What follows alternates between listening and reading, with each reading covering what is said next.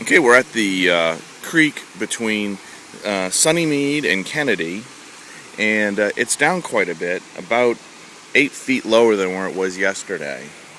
Over on this side, we can still see this house that I'd seen yesterday, and the creek is running pretty good, but it's at least normally on its banks. That was all in that yard and around these trees.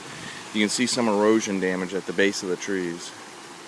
But these people are rebuilding. I can see a man over there with a chainsaw, and they're basically chopping up the debris. And it looks like they're trying to get life back to normal down here.